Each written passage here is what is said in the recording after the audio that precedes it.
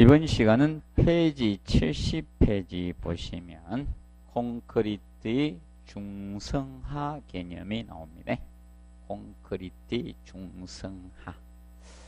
자, 콘크리트의 중성하는 우리 시험에는 뭐 2번 정도 출제가, 개별적인 출제는 2번 정도로 나왔고요.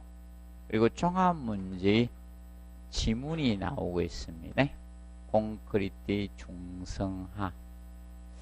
자, 콘크리트의 중성하라고도 칭하고요.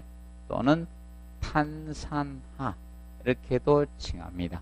원래 콘크리트는 강알칼리성을 띠고 있습니다.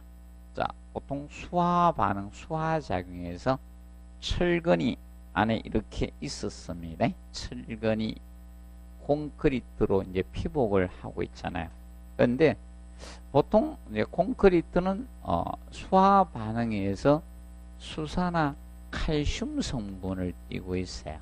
그럼 이 수산화 칼슘은 pH가 12에서 13 정도 되는 강알칼리성을 띠고 있는데, 공기 중에 탄산가스하고 반응을 해서 이제 누가 갖다 자꾸 접촉을 합니까? 탄산가스 CO2입니다. 그러면 이거하고 반응을 일으키는 겁니다. 두 개가 반응을 일으켜서 얘가 탄산칼슘으로 바뀌는 거예요. 탄산칼슘으로 바뀝니다. 근데 이 탄산칼슘이 pH가 8.5에서 10 정도 사이가 돼요. 이렇게 되면 보통 철근이 녹슬 수가 있는 게 부식이 될 수 있어요. 보통 콘크리트의 pH가 11 이상이 유지가 되면 철근은 녹이 않습니다. 그럼 얘가 물 속에 있든 관계가 없어요. 땅 속에 있든. 그러면 여러분이 생각하는 거죠. 물 속에 있으면 철근이 녹슬 것 같은데 녹이 안 쓰는 거예요.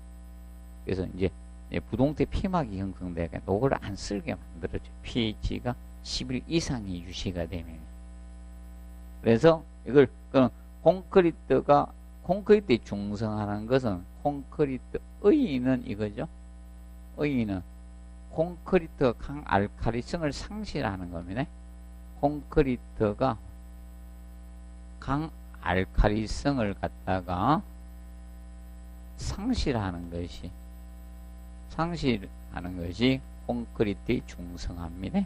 그래서 약알칼리화된 것을 콘크리트 중성하 이렇게 칭합니다. 중성하라고 칭합니다. 그럼 콘크리트의 중성하가 이루어지면 중성하 진행은 장기간에 걸쳐서 진행되네. 장기간에 걸쳐서 표면에서 내부로 진행이 되는 거예요. 한꺼번에 발생되는 게 아니고 표면에서 내부로 서서히 진행되어 가는 겁니다. 장기간에 걸쳐서. 그럼 콘크리트의 중성하가 이루어지면 콘크리트 중성하가 되면 콘크리트의 강도 저하는 거의 없었네.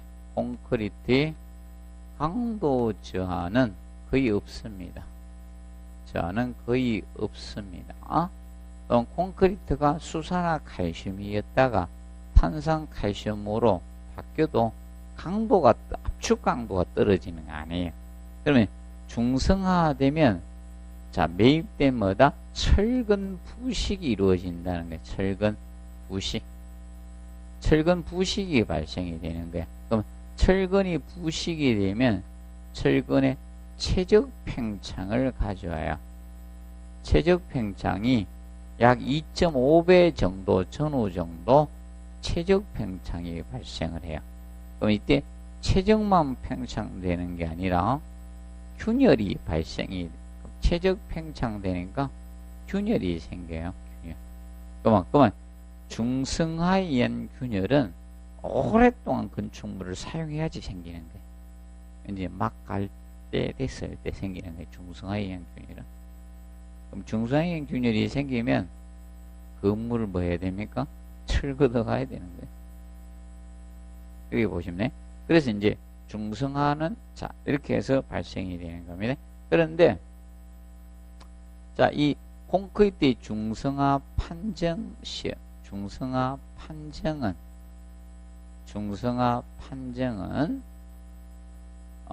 이렇게 통해서입니다. 코어를 채취를 해가지고요. 콘크리트를 때려 부숴가 측정할 수는 없잖아요. 그래서 이제 코어 채취를 해서 여기다가 페노프틀레인 용액을 살포해요. 페노프틀레인 용액을 갖다가 살포를 해서 색깔의 변화 유구를 봅니다. 그럼 여기가 표면이에요. 표면인데 일정 깊이부터 여기 색깔이 붉은색 톤으로 해서 적색 톤으로 변해요. 그래서 앞에는 무색으로 변화를 일으킨다. 그러면 적색이면 이거는 강알칼리성을 나타내는 거예요.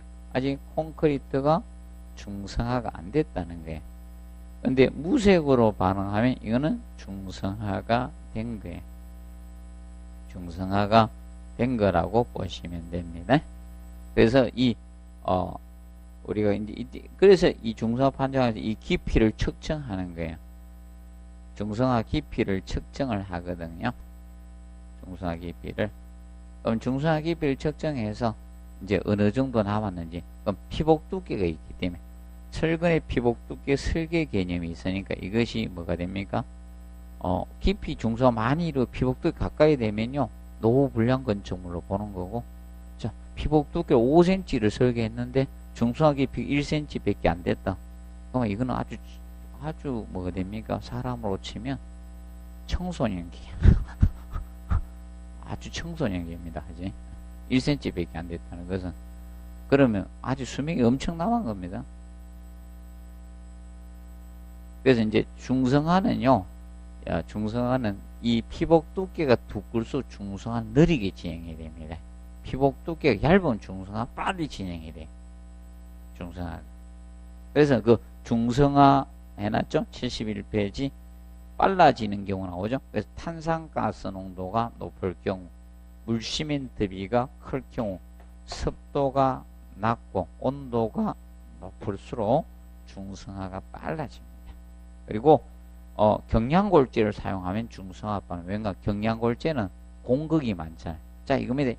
이걸 그냥 막 외우려 하지 말고 외부에서 탄산가스가 침투해 들어가면서 생겨요. 그러면 탄산가스가 침투하는 콘크리트가 밀실하지 않고 균열 생기고 이러면 잘 침투하잖아요. 맞죠? 외부에서 탄산가스가 침투해 들어가야 되니까. 그래서 거기 물시멘트비가 뭐 할 때 클 때야.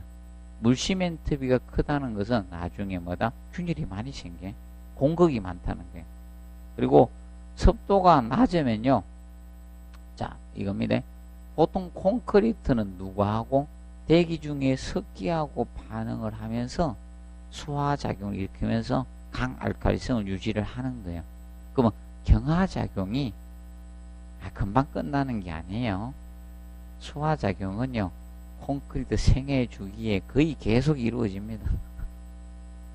오늘도 대기 중에 습기를 빨아들여서 수화작용이 합니다. 경화가 이루어집니다. 응결은 초기에 끝나고요. 경화는 오랜 기간 동안 계속 이루어지게 됩니다. 그렇기 때문에 자 습도가 높아야지 경화가 이 강알칼리성을 유지할 수 있는 거예요. 그런데 만약에 그게 멈췄다 그러면 어떻게 짧아지는 거예요.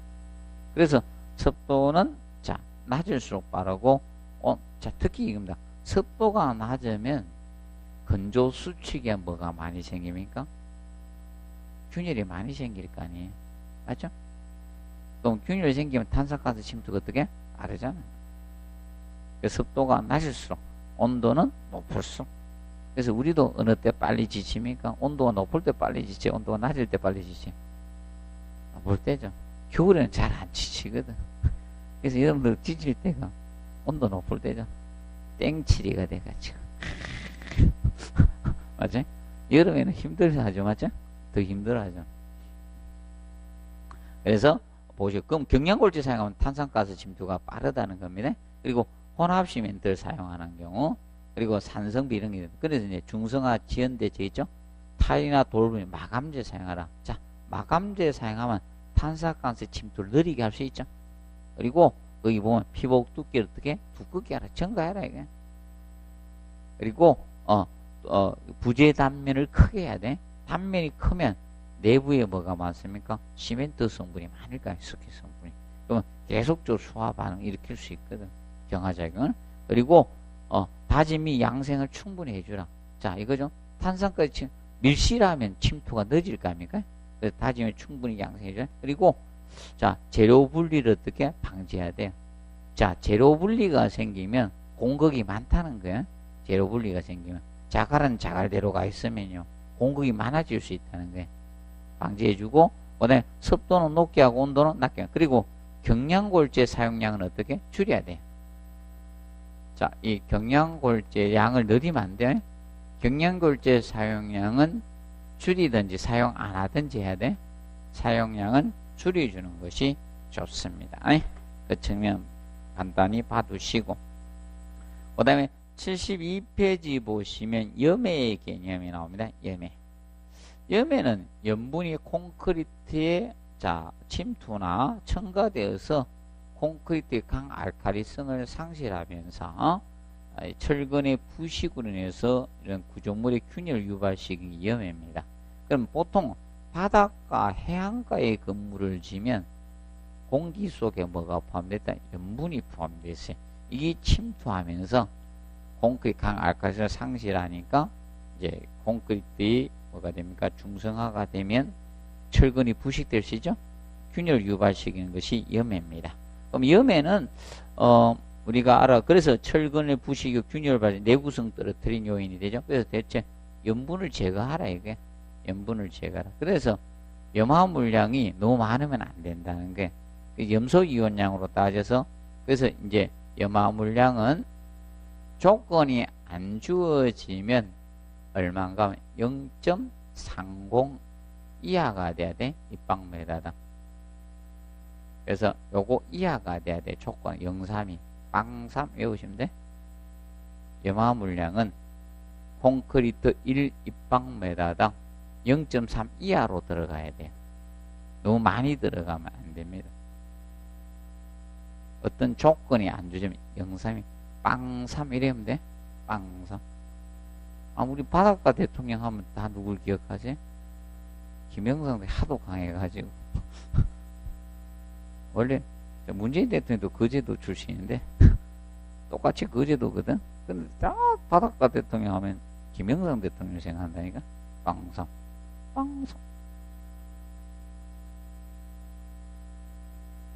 자, 봐두시고. 그래서 염분을 제거하든지, 그 다음에 거기 이제 부식 안 되는 철근 사용, 염도금 철근, 내식성 철근이나 이런 거 사용하면 되죠. 그런데, 자, 6번 체크, 물 시멘트 비는 어떻게? 적혀야 돼.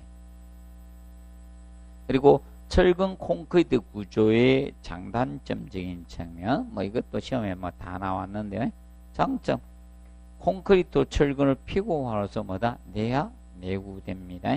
그리고 내풍 내진진 구조체 됩니다. 그리고 형태를 자유롭게 구성해서 설계와 의장이 이거는 이겁니다. 콘크리트 이제 거푸집 있죠? 형태. 자, 거푸집을 만들 수 있는 형상이면 다 만들 수가 있어요. 얘는 거푸집을 만들 수 있습니다. 왜 그런가? 콘크리트를 배합해서 부어 넣어서 탓을 해서 만들었죠. 그렇기 때문에 거푸집을 만들 수 있는 형상은 다 만들 수 있는 겁니다. 그리고 그 다음에 이제 보면 유지 관리비가 어떻게 적게 들어가요. 그래서 사실 이것만 해주죠. 아파트 도장만 해주죠. 사실 저거 됩니다. 노출 콘크리트 한 거는요, 재치장 콘크리트 자체가 마감이 되는 데는 도장도 필요 없죠.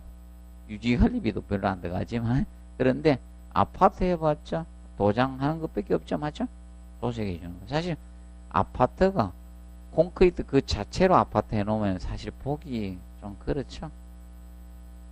그 색깔이 좋으신 분도 있긴 있어. 맞죠? 콘크리트 색깔이 아름답다라고 생각하는 분도 있는데 보통 보편 타단설 봤을 때 아름답습니까? 안 그렇죠? 그래서 이제 도색을 하잖아요. 주기적으로 도색을 하는 거고. 그리고 재료가 풍부하고 구입이 용해. 이거는 옛날엔 그랬는데 초창기 이론할 때는. 근데 지금은 자 이제 없으니까 막 골재 어떻게 됩니까? 쇠석 쓰는 거죠. 깬 자갈 쓰는 거 강자갈이 없기 때문에 맞죠? 그리고 자 여러분들 저거 됩니다. 모래도 어디서 파 쓰고 있습니까? 바닷모래 채채가 쓰고 있는 겁니다. 그리고 고층금의 지하구축 가지고 그리고 이제 장점에 하나 더 쓰시면 차음성이 크다는 게 철근 콘크리트. 차음성이 큰 거는 장점이에요. 차음성. 자 그래서 자 봅니다. 위층 아래층에 소음 안 들리죠. 맞죠? 차음성이 크기 때문에. 근데 지금 현재 봅니다. 여기 칸막이 벽은 차음성이 좋아요 나빠요? 나쁘죠. 음이 통과돼요. 근데 철근 콘크리트 차음성 커요. 근데 이제 단점에서 보시면 8번에 전음도가 큰 거는 단점이에요. 그래서 위층에서 쿵 뛰면 진동은 들리죠? 전음도가 크기 때문에 들리는 거예요. 전음도. 헷갈리면 안 된다? 차음성이 큰 거는 장점이다. 그런데 단점은 전음도가 크다는 거예요. 그래서 오늘 전음도를 알아보기 위해서 아파트 벽면에다 길을 대보세요. 그럼 여러분들이 얼마나 음을 잘 전하는 거 알 수가 있습니다. 그래서 물소리 이런 거 다 들려요. 그럼 여러분들이 물을 쓰면요. 배관이나 바닥에 물을 쓰는 거 아닙니까? 물소리가 들립니다. 그리고 성강기 운행소리 이런 거 다 들려요. 귀 한번 대보세요. 전달되는 거. 그리고 1번에 단점에서 자체 중량이 뭐다? 무겁습니다. 자 그러면 건물 전체의 무게의 90에서 95%를 지가 차지하는 거예요. 그러면 이 건물이죠. 이 건물 지었는데 전체 무게 자기가 몇 프로다? 90에서 95%. 우리는 세 발의 피다 이거예요. 마감 이런 거는 얼마 안 된다는 거예요. 하중에. 그리고 습식 구조죠. 자, 여러분들 습식 구조는 뭐다? 물을 사용하는 공정을 가진 게 뭐다? 습식, 건식. 그래서 앞전에 보면 이제 습식 구조 해가지고 구조 1장에서 이제 언급을 했는데 습식 구조, 건식 구조, 그 양식 안해인가 모르는가 테스트를 처음으로 했습니다. 그런 거.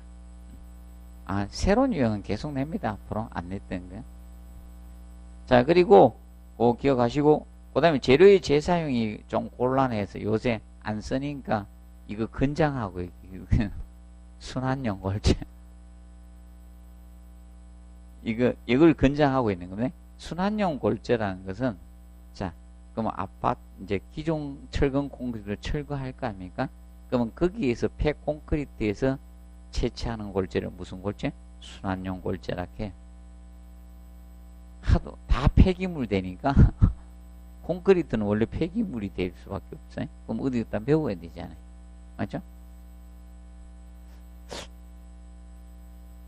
아, 그거 가지고 우리나라도 이어도 인공암초를 안 하고 중국도 뭐 지들 막 인공암초 가지고 막 육지 건설하고 그러는데 우리도 육지를 넓혀야 될 건데 우리나라는 그거요. 아, 거기 만약에 섬을 만들었으면 중국이 난리였겠죠? 그래서 일단은 우리 땅이랑 갯벌고기에서 간척령 그거 한 거 아닙니까? 인공 구조물 만든 거고. 힘이 있어야지 우리도 섬을 만드는데. 자, 그리고 형태의 파괴 철거가 어떻게? 곤란합니다. 형태의 파괴 철거 곤란하고, 그래서 이제 전음도가 어떻게? 크다는. 그래서 형태의 파괴 철거가 곤란하다 보니까 철거 해체가 어려워서 철거 비용이 많이 들어가요. 그래서 폭파 공법을 쓰거나 아니면죠 뭘 하고 있습니까? 포크레인 올려가 뚝뚝뚝 두드리다가 붕괴되는 사고 많잖아. 자, 그 다음에 그 개념 봐두시고 그 다음에 넘어갑니다. 자, 74페이지 제2절 콘크리트적인 측면을 보도록 하겠습니다. 콘크리트. 자, 콘크리트는 콘크리트 재료는 첫째 뭐가 있습니까? 결합체인 시멘트가 있고요. 자, 여러분들 이거잖아요. 시멘트가 없으면요, 모래하고 자갈하고 둘이 붙으라 하면 붙어야 안 붙어요? 자, 그래 말 잡는 자갈하고 모래 이런 거 없습니다. 그래서 우리가 보시면 이 시멘트가 결합제의 대표적인 재료로 쓰고 있죠. 그러면 이제 이 시멘트, 자, 시멘트는 결합제 중에 하나죠. 결합제의 종류 중에 대표적인 결합제입니다. 결합제. 결합제는 물과 반응해서 뭐가 됩니까? 강도가 생기죠. 네. 그러면 이 시멘트의 석회 성분하고 물하고 반응을 하는데 이것을 무슨 작용? 수화작용 또는 수화반응이라고 해요. 수화반응. 시멘트는 이때 수화작용에서 응결경화가 발생이 되는 거예요. 응결경화. 수화작용에서 응결경화가 발생합니다. 응결. 그럼 초기에 엉키는 작용이 응결이고 그 이후에 굳어지면서 강도가 생기는 뭐라 한다? 경화라게. 굳어지면서 강도가 발생하는 건 경화야. 강도가 발생하는 과정을 경화라고 합니다. 경화. 그러면 이때 이 반응에 의해서 생기는 열을, 발생되는 열을 수화열이라고 해요. 발생되는 열을 수화열이라고 칭합니다. 그러면 반응이 빠르면 어떻게? 수화열 발생이 많은 거예요. 그래서 그러면 이거에 영향을 주는 요소는 여러 가지 요소가 있습니다. 이 온도가 영향을 줍니다. 그래서 보통 온도가 영향을 줍니다. 온도. 온도가 높을수록 이 반응은 빠를까요? 느릴까요? 그래서 겨울에 콘크리트 치지 말라는 게예요. 온도가 낮으면 이게 안 생겨요.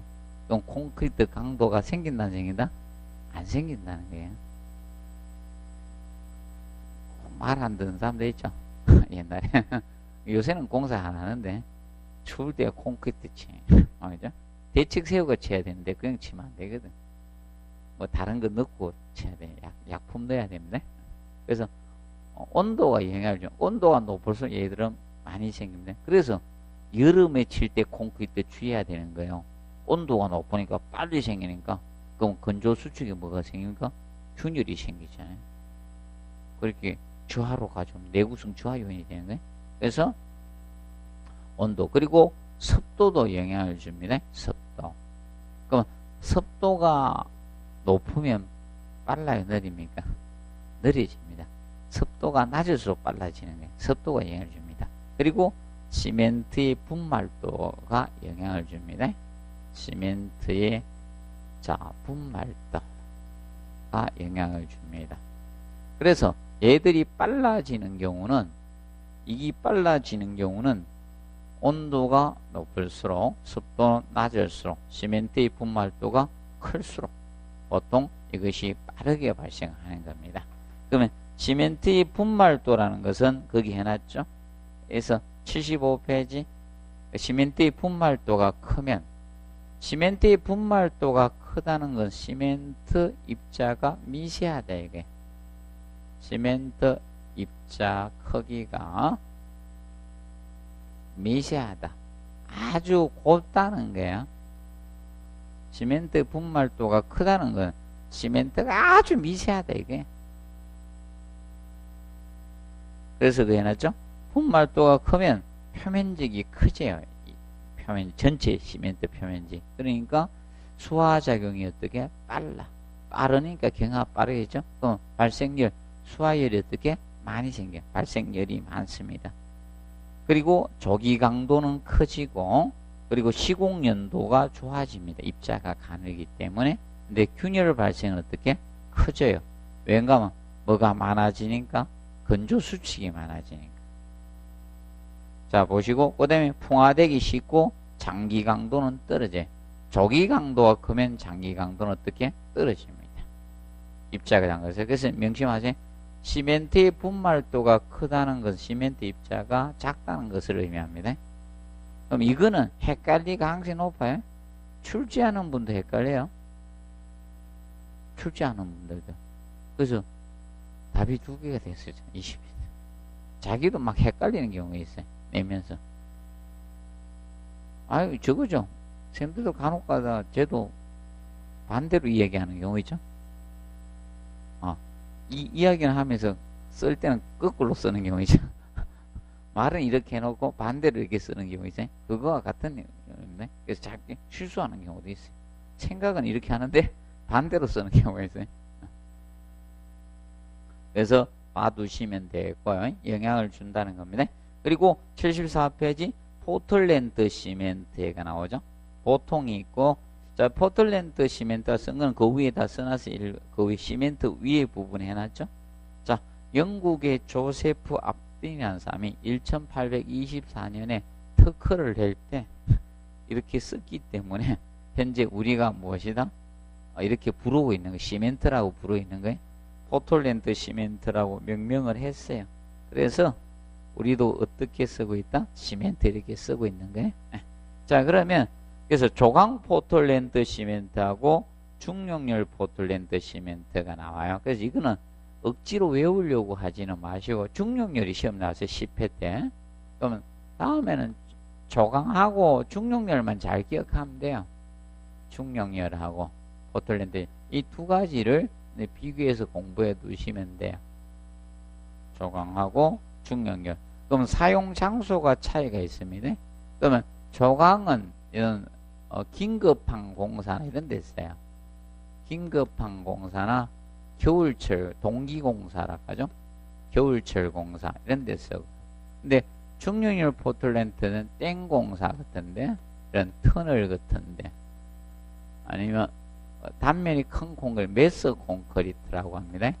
단면이 큰 콘크리트, 메스 콘크리트. 이럴 때 중용열 포틀랜드 시멘트를 씁니다. 그러면 두 개 중에 누가 반응이 빠르다 해서 조강이 빠릅니다. 얘가 경화가 빠릅니다. 반응이, 수화장이 빠르다는 거예요. 빠르고 얘는 경화가 느립니다. 느릿느릿하게 반응을 하는 게. 그래서 결과적으로 누가 많이 발생열이 크다? 조강이 발생열이 얘가 많은 거예요. 얘가 발생열이 적은 거예요. 발생열이 적기 때문에 결과적으로 건조 수축이 누가 많이 생길 수밖에 없다? 조강이. 얘가 건조 수축이 큰 거예요. 얘가 건조 수축이 적은 거예요. 결과적으로 건조 수축이 적다는 것은 균열이 어떻게? 적다는 거예요. 균열이 적게 생기는 게 뭐다? 중용열 포틀랜드 시멘트입니다. 그럼 땡공사 칠 때 균열 나면 돼요? 안 돼요? 안 되죠. 그래 보시면 돼요. 그래서 여러분들 성분 조절까지는 막 외우려 하지 마시고요. 그러면 보통 이 삼석회가 양이 많으냐 적으냐에 따라서 반응이 빨라지고, 뭐 알루미늄 삼석회나 규산 삼석회 이 양들이 많아지면 반응이 빨라지고, 얘를 줄이면 시멘트가 하나의 성분만 넣는 게 아니에요. 여러 가지를 배합해서 만들거든요. 그 시멘트를. 그랬을 때 삼석회 양을 조절해서 반응을 빠르게 하고 느리게 하는 특성이 있다. 이렇게 보시면 됩니다. 그리고 75페이지 하단 시멘트의 저장과 관련돼서 있죠. 요거는 시방서 내용인데 우리가 조금 봐두실 거는 뭐 3번 간단히 알아두시고, 바닥에 바로 저장하면 안 돼요. 습기가 있기 때문에. 그래서 여기 보시면 몇 메다, 바닥에서 최소한 띄워라 이겁니다. 0.3m 이상 띄워서 해주고, 그다음에 포대 시멘트 쌓아둘 때 너무 높이 쌓아서는 안 된다. 그래서 몇 포대 이하로 한다? 13포대 이하. 그리고 기간이 길어지면 7포대 이상 쌓아 올리는 것이 안 좋습니다. 7포대 이하로 하는 것이 좋습니다. 그리고 넘겨보시면, 자, 6번에 보시면 시멘트 온도가 너무 높을 때 안 좋아요. 높으면 안 좋기 때문에 시멘트 온도를 최대한 50도 이하를 사용해 줘야 됩니다. 온도가 높아지면 이상응결이나 나중에 균열 같은 게 많이 생깁니다. 그래서 온도는 최대한 낮게 50도씨 이하로 하는 것이 좋습니다. 그리고 물에 대해서, 물은 인간이 먹는 물이면 됩니다. 청정한 수돗물에 우물을 사용하면 됩니다. 근데 바닷물 해수는요, 철근을 부식시키기 때문에 될 수 있으면 사용하지 않는 것이 좋습니다. 그리고 골재는 모래와 자갈을 뭐라 한다? 골재라고 칭합니다. 천연골재하고 뭐 인공골재가 있고요. 그리고 밑에 골재의 크기 봅니다. 장골재를 뭐다? 모래를 장골재라고 해요. 모래를 장골재. 굵은 골재는 뭐다? 자갈을 굵은 골재라고 칭합니다. 그래서 현재 정의는 이렇게 내리고 있는데 이걸 꼭 외우라고 하지는 마시고 쉽게 여러분들 이겁니다. 통과한다는 것은 작기 때문에 통과해요? 크기 때문에 통과해요? 작은 거 아닙니까? 그러면 남는다는 것은 크기 때문에 남죠? 채를 통과하는데 맞죠? 생각하시면 되잖아요. 그래서 꼭 외우려고 하지는 마시고 그리고 77페이지 보면 골재 선정 시 뭐다? 유의할 점 개념이 나옵니다. 골재 선정 시 유의할 점. 표면은 거칠고 구형에 가까운 것이 좋습니다. 그래서 보통 이거죠. 거기 자 일단 써드릴게요. 자 그래서 이 쇠석을 깬자갈이라고 합니다. 쓸만한 용어를 써드릴게요. 자, 이 쇠석 깬자갈이 쇠석이 자 쇠석보다 강자갈이 자 시공연도가 좋아집니다. 시공연도가 좋아져요. 쇠석 깬자갈. 자, 쇠석 깬자갈은 암석을 파쇄해서 만든 자갈을 쇠석이라고 합니다. 쇠석. 그래서 강자갈이 시공연도가 좋습니다. 여기에 두시고 그리고 자 보통 연속입도 골재는 연속입도 분포로 자 연속입도라는 것은 크기가 연속성을 가지는 입도 크기가 있어야 된다는 거네. 골고루. 그래서 연속입도 분포로 실정률이 골재가 차지하는 용적인 실정률이 커야 돼. 자, 이 골재는 연속입도의 실정률 큰 골재를 사용하게 되면 이때 콘크리트 강도 증가를 가져옵니다. 콘크리트 강도 증가를 가져오고 그 다음에 균열을 저감시킵니다. 균열 저감을 가져올 수 있다는 점 기억을 해 두시고요. 자, 그 다음에 세 번째로 골재적인 측면은 자 골재는 콘크리트 비빔할 때 넣을 때 상태는 함수율은 표면 건조 내부 포수 상태대 표면 건조 내부 포수 상태의 골재가 돼야 돼. 표면은 건조하고 내부는 꽉 포수 한자가 빠졌구나. 포수 상태 표면 건조 내부 포수 상태야 돼. 상태의 골재가 되어줘야 됩니다. 표면건조. 그래서 여러분들이 시험 치기 전 상태가 이 상태야 돼. 표면은 뭐 되고 건조해야 돼. 얼굴은 좀 까칠해져야 됩니다. 그리고 안에는 내용물로 꽉 차야 돼. 꽉 차 있어야 되는데 얼굴만 뺀질뺀질하고 맞죠? 넣은 건 없고 체중만 늘었죠. 체중이 는다는 것은 공부를 안 했다는 거예요. 하는 흉내만 내는 거예요. 흉내만 내고 스트레스 받으니까 먹는 걸로 스트레스를 해결해서 그러면 체중이 늘어요. 진짜 공부를 하면 체중이 빠지지 정상입니다. 그러니까 뇌가 무엇을 소비합니까? 탄수화물을 소비합니다. 뇌를 많이 쓰면. 그래서 뇌를 안 쓰면 탄수화물 소비가 팍 줍니다. 그럼 어떻게? 포동포동 살만 찝니다. 보수 상태가 되면. 그리고 네 번째, 자 경량골재 있죠? 경량골재는 콘크리트 강도가 증가를 목적으로 써서는 안 되잖아요. 그러면 가벼운 단일 방음 목적으로 쓰거든. 경량골재는 콘크리트의 중성화가 빨라요. 콘크리트 중성화가 빠릅니다. 콘크리트 중성화가 빠르게 진행됩니다. 경량골재는. 그래서 될 수 있으면 사용을 안 하는 게 좋습니다. 그래서 피복 두께를 더 증가시켜 줘야 돼요. 그리고 경량골재는 시공 연도가 좋아질까요? 떨어질까요? 떨어지죠. 경량골재는 시공 연도를 떨어뜨립니다. 시공 연도 떨어지니까 공기 연행을 하는 게 원칙이에요. 공기 연행 콘크리트를 하는 게 원칙입니다. 그래서 공기량을 1% 더 증가시켜 줘야 돼요. 시공 연도가 떨어져. 시공 연도는 시공의 용이성을 나타내는 게 시공. 그 작업의 난이도를 나타내는 콘크리트의 묽은 정도를 시공 연도라고 해요. 시공 용이성을 나타내. 그래서 공기 연행 콘크리트가 공기 연행을 해야 되면 요거 뒤에 가서 설명을 해 드립니다.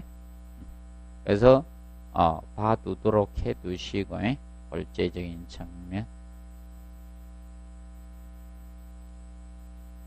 자, 그리고 다섯 번째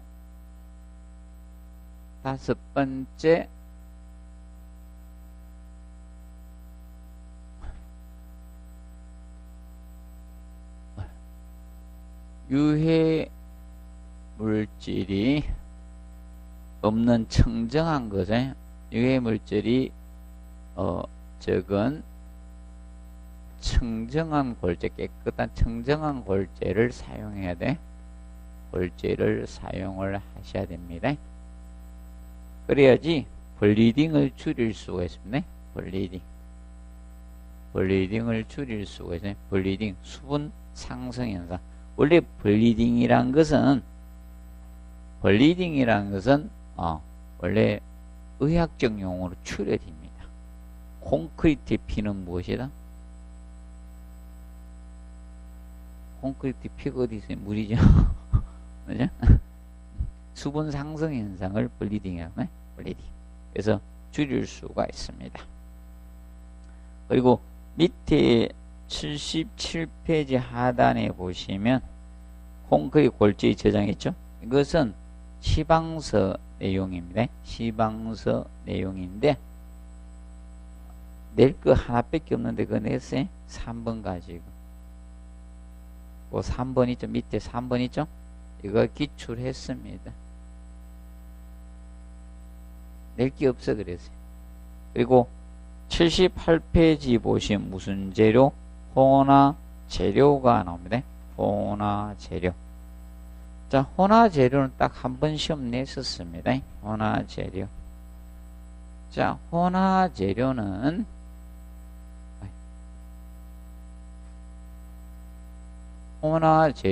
사실 콘크리트 성질 개선 목적으로 사용하네. 콘크리트 성질 개선 목적으로 첨가하는 재료입니다. 첨가하는 재료가 혼화 재료인데, 혼화 재료는 두 가지가 있어요. 두 가지. 혼화재. 자, I자, 제자, 재료 제자가 있고요. 혼화재, 의자, 제자가 있습니다. 의자. 약품 제자가 있어요. 재료 제자. 이건 재료야. I자는. 의자는 약품 제자가 됩니다. 이건 약품. 약품으로 첨가하는 경우 있고 두 가지가 있습니다. 그래서 얘는 어떻게 하는가 하면 이거는 자 다량 사용해요. 다량 사용하고 이건 소량 사용합니다. 그렇기 때문에 여러분들 용적 계산 시 포함 여부, 용적에 포함하냐 배합 시 용적 포함 여부는 그럼 여러분들 많은 것을 포함시킵니까? 적은 걸 포함시켜야 돼요? 많은 걸 포함시켜야 적은 걸 포함시켜야 돼요? 많은 걸 포함시키겠죠? 이걸 포함하고 이걸 포함 안 하는 겁니다. 그리고 재료는 막 외우려고 하지 마시고 자 뭐만 꼭 기억하는가 하면 여기입니다. AEJ와 같이 이걸 공기연행제라고 하는데 종류를 외우려고 하지 마시고 찾는 방법만 딱 가르쳐 줍니다. 모두 고로서 애들 신경 쓰지 마라. 이것만 딱 체크합니다. 약품 제자가 들어가면 다 여기에요. 여기 유동화제 의자 제자가 들어가면 돼. 뭐만 찾으라? 의자 제자, 약품 제자만 찾으면 돼. 그래서 이게 뭐 유동화제다. 그러면 이거 빼놓고는 전부 다 여기 가면 돼. 약품 되게 많아요. 외우지 말아요. 안 써줘요, 일부러. 또 다 외우는 사람들 있어요. 써주면. 간단해요. 뭐만 찾으면 된다? 의자 제자, 아이자 제자야. 두 가지가 있다는 점을 명심을 해 두시면 된다. 기억하지? 몇 가지 있다? 두 가지.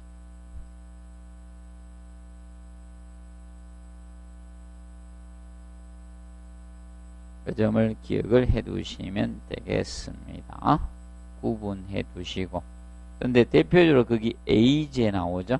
A제, 창고의 A제 보시면 A제는 공기연행제입니다. 얘는 콩크리트 비빔시는 미세 기포를 만드는 약품이 A제 공기연행제입니다.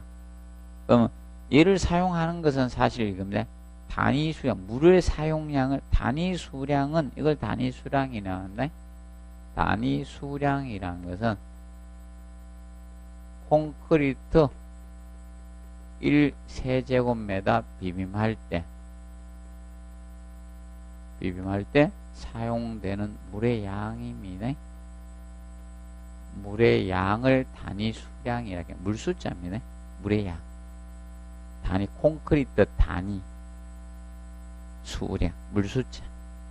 그럼 단위 수량이, 자, 그래서 기억하시고, 그래서 단위 수량을 줄이면서, 물의 사용량을 줄이면서 시공연도를 좋게 하기 위해서 무엇이다? 개선하기 위해서 이 A제를 써주는 거예요. A제를 사용하면 돼. 그래서 여기 물을 줄이면서 시공연도를 좋게 해주는 목적으로 쓴 거예요. 그래서 시공연도 개선된다. 근데 그렇게 물을 적게 쓰니까 블리딩이 아까 말했게 수분 상승현상, 블리딩이 감소되는 거예요. 그러니까 동결 융해에 대한 저항성이 증가해. 물을 적게 써주니까 물을 많이 쓰면 을 가능성이 높죠. 저항성이 증가되고 수밀성 증대되고 반응이 적으니까 발열량 감소를 시킬 수 있는 겁니다.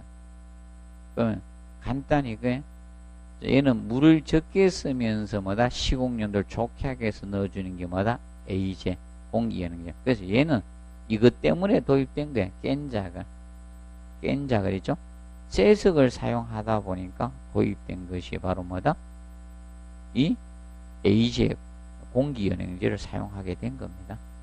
그렇게 보시면 됩니다. 그 다음에 79페이지 보면 콘크리트 배합 개념이 나오는데 배합과 관련돼서 자 먼저 물 결합제비 나오고 2번에 뭐다? 물 시멘트비. 지금 현재 시방서상은 물 결합제비라고 다루고 있고 이론상은 2번에 물 결합제비를 아직도 교수님들이 쓰고 있어요. 그러면 결합제라는 것은 거기 용어해놨죠. 결합제 중앙센터에 보면 결합제 해놨어요. 페이지 79페이지 보면 물과 반응해서 콘크리트 강도를 발현해 기하는 물질을 생성하는 것을 총칭해서 뭐다? 결합제라고 하는데 여기 보면 대표가 시멘트고 다른 걸 조금 쓸 수가 있다는 겁니다.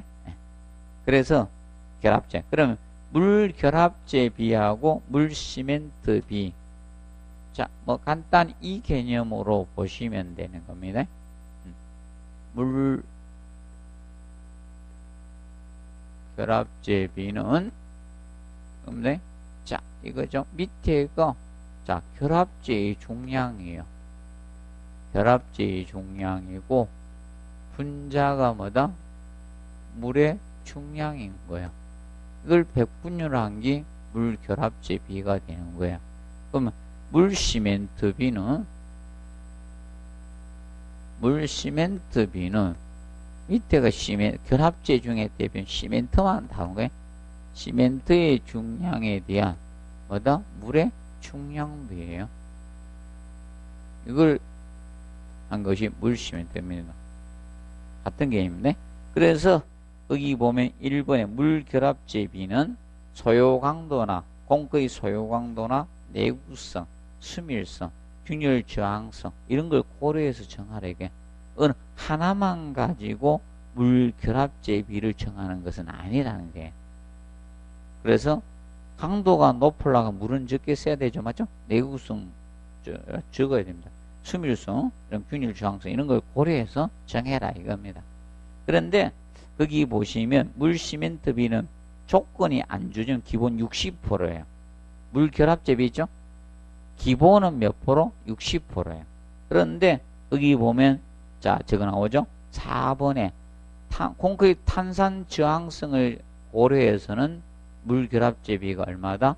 55% 이하다. 55%. 탄산 저항 55%고 그런데 거기 3번에 수밀성 기준일 때 몇 프로? 50%. 자꾸 줄이라는 거예요. 수밀성 기준일 때. 그리고 제빙 화학제가 사용한 콘크리트. 자, 예를 들어서 저거죠. 우리가 저걸 갖다가 눈이 와가지고 뭐가 됩니까? 겨울에 눈 녹으라고 뭐 막 해야 됩니까? 염화칼슘 뿌릴 수도 있고, 막 청소한다고 했죠? 바닥 청소한다고 뿌렸을 때, 이럴 땐 적게 하라, 이게. 그러면 막 청소한다고 막 화학약품 사용하는 경우 있죠? 그럴 경우 몇 프로야? 45%야. 자, 왜 그런가 하면, 물이 많을수록 건조 수치가 뭐가 생길 수 있다? 균열이 생길 수 있잖아요. 물 많이 넣으면. 그럼 최대한 어떻게? 적게 사용하라, 이게. 자, 그래서 올해부터는 공부를 해야 되기 때문에 해놓은 거예요. 왜? 더 할 것 같으니까.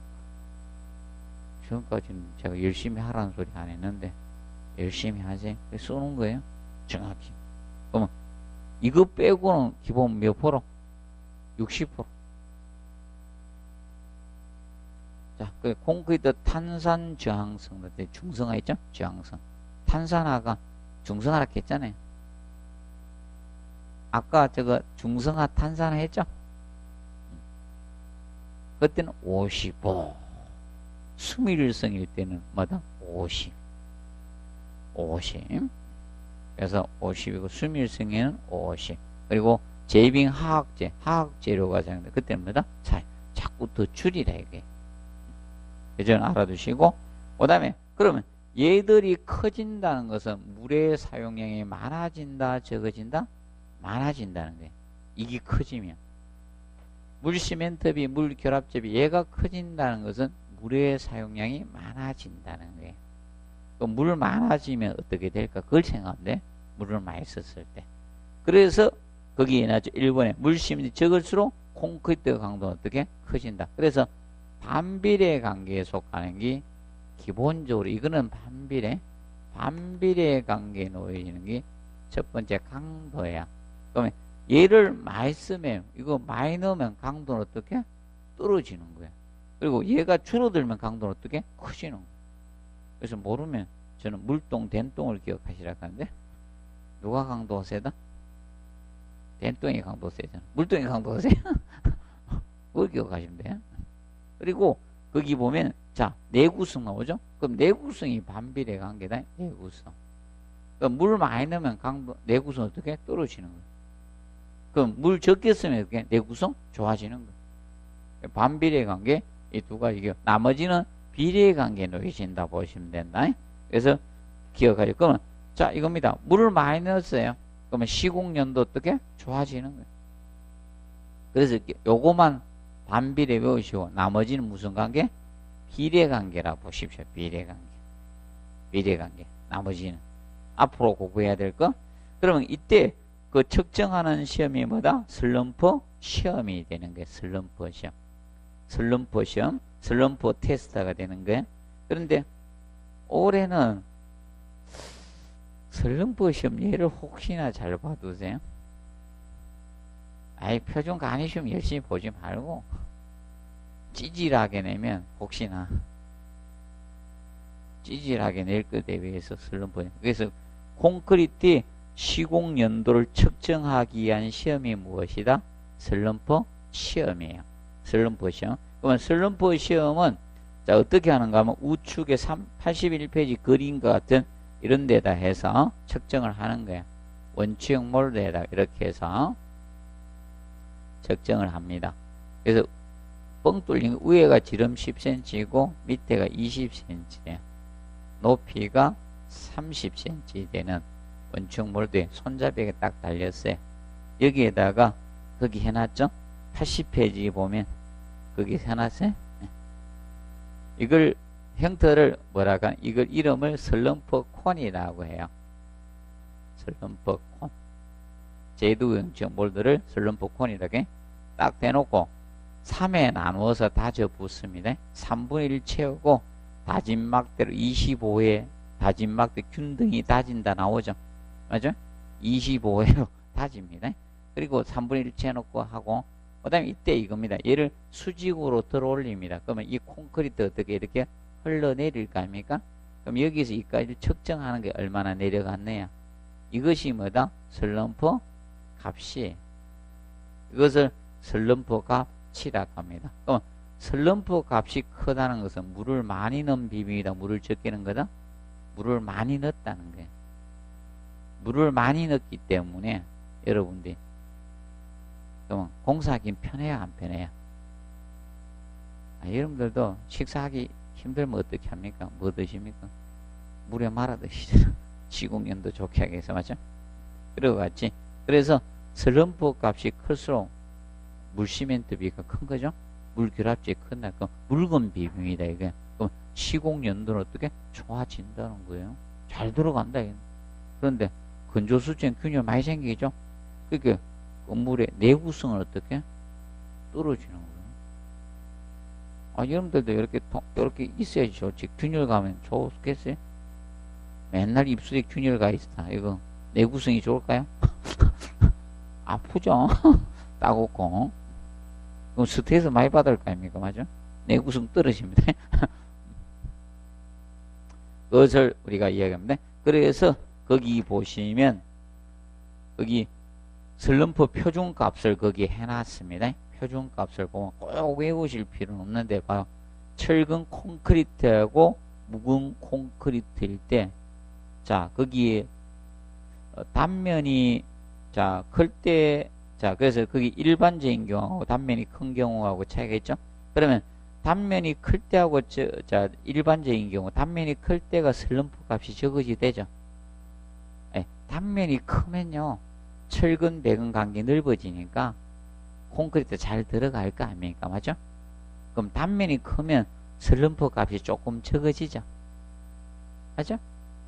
그리고 자 묵은 콘크리트일 때하고 철근 콘크리트 비교하면 누가 수치가 조금 줄어듭니까? 묵은은 철근이 안 들어가 있잖아요. 맞죠? 그러니까 슬럼프 값이 좀 적어지도 된다는 겁니다. 그러면 철근 콘크리트는 한번 알아두세요. 철근 일반적인 경우가 슬럼프 값이 얼마? 80mm에서 150mm 정도 한다. 그 사이로 하라 이게. 그런데 단면이 큰 경우는 얼마다? 60에서 120 사이로 하라는 거예요. 단면이 크면 슬럼프 값을 줄일 수 있다는 거예요. 그러면 일반적인 경우는 알아두세요. 일반적인 경우. 철근 콘크리트. 정리해 두십시오. 자, 그래서 이번에는 뭐 여기까지 마무리하고 뭐 다음 시간에 거기 뭐 81 표준 시방서 내용부터 보시면서 세부적으로 해드리도록 하겠습니다. 이번엔 여기에서 마무리하도록 하겠습니다. 자, 수고했습니다.